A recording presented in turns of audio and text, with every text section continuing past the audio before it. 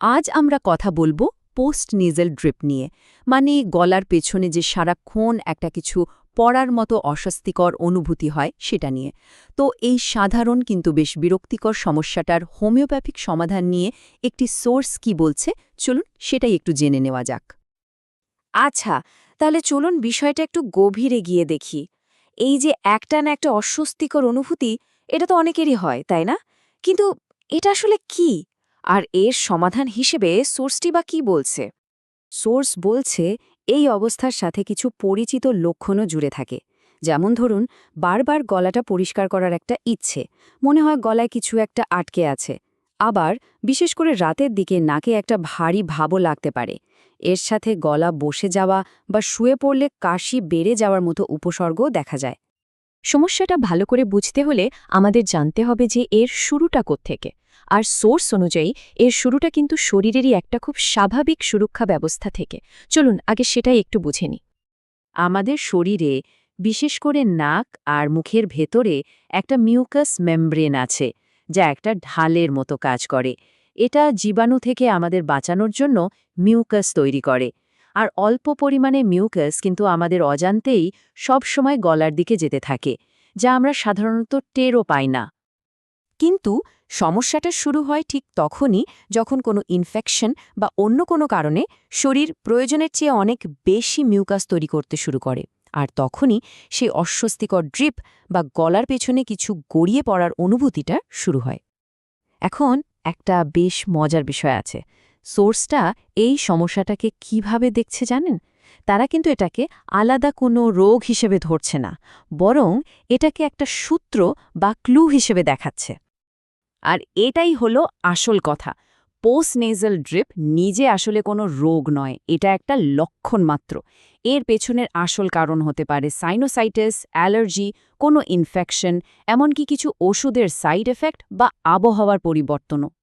তাহলে মূল কথাটা একদম পরিষ্কার। যদি আরাম পেতে হয় তাহলে আসল কারণটা খুঁজে বের করতে হবে।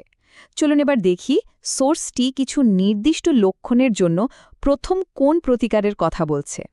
সোর্স অনুযায়ী এই প্রতিকারটা বিশেষ করে সেই সব কেসের জন্য ভালো কাজ করে যেখানে নাকে একটা ভারী ভাব থাকে, প্রচুর হাঁচি হয়, গলা বসে যায় আর রাতের দিকে সমস্যাগুলো আরও বেড়ে যায়।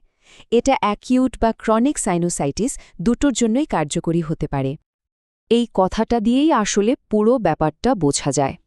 যখন একটা ভারী কনজেস্টেড অনুভূতির সাথে গলাটাও বসে যায়, ঠিক তখনই এই প্রতিকারটির কথা ভাবা হয়, যেমনটা সোর্সটিতে বলা হয়েছে। বেশ, এরপর সোর্সটি মিউকাস সম্পর্কিত একেবারে অন্য ধরনের কিছু অনুভূতির জন্য দ্বিতীয় একটি প্রতিকারের কথা বলছে। চলুন দেখি সেটা কি। এই দ্বিতীয় প্রতিকারটা কিন্তু আরও নির্দিষ্ট কিছু অস্বস্তির জন্য। যখন মিউকাসটা খুব ঘন, আঠালো হয় আর কিছুতেই সেটা বের করা যায় না, যখন সারাক্ষণ মনে হয় গলায় কিছু একটা আটকে আছে, তখন এর কথা ভাবা যেতে পারে। সোর্স ঠিক এই অনুভূতিটার কথাই বলছে।